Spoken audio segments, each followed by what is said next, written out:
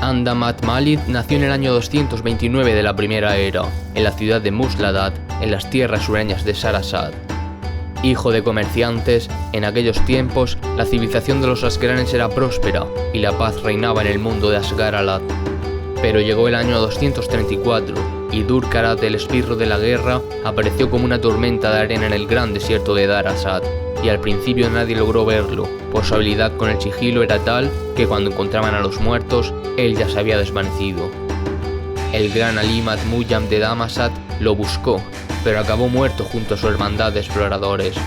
Su hijo, Ali-Mad II Muayyam, sobrevivió al ataque y adoptó como estrategia la defensa, sin ofensivas, al menos por el momento.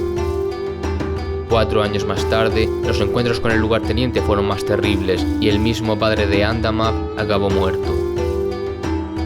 Mientras la guerra estaba empezando en Asgaralat, las aspiraciones de Andermatt eran convertirse en un sabio y aprender todo lo que pudiera.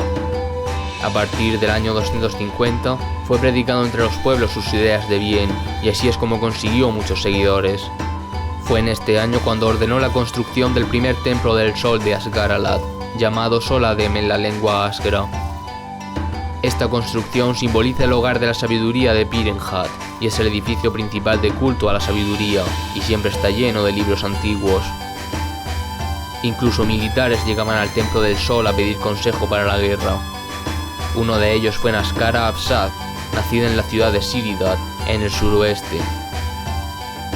Andermatt y ella se enamoraron, pero los estragos de la guerra romperían estos lazos, pues cuando Naskara escuchó de la caída de su ciudad a manos del lugarteniente, fue en su ayuda tan rápida que ni se despidió de Andermatt.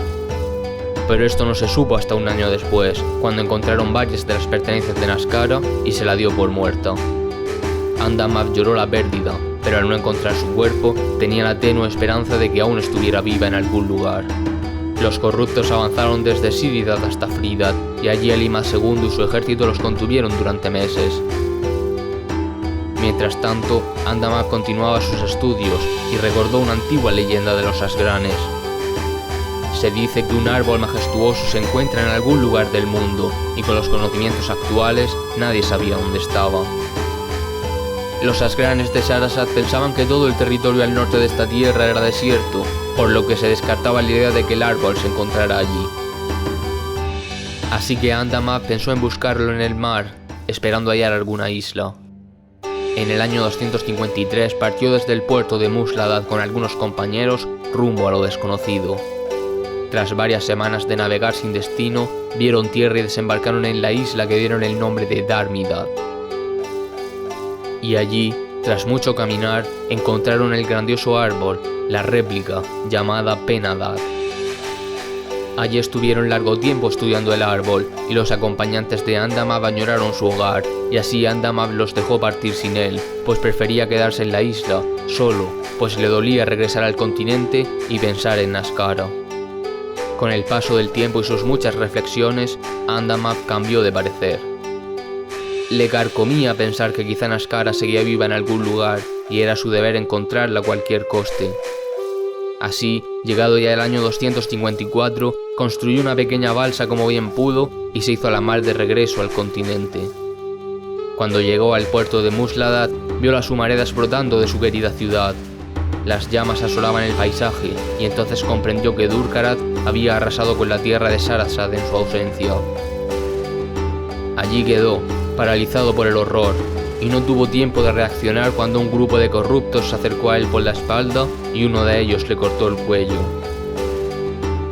Andermatt cayó, y no murió al instante, sino que en sus últimos momentos, entre las burlas de los corruptos, vio el rostro de Naskara en su mente y suplicó al Creador que siguiera viva.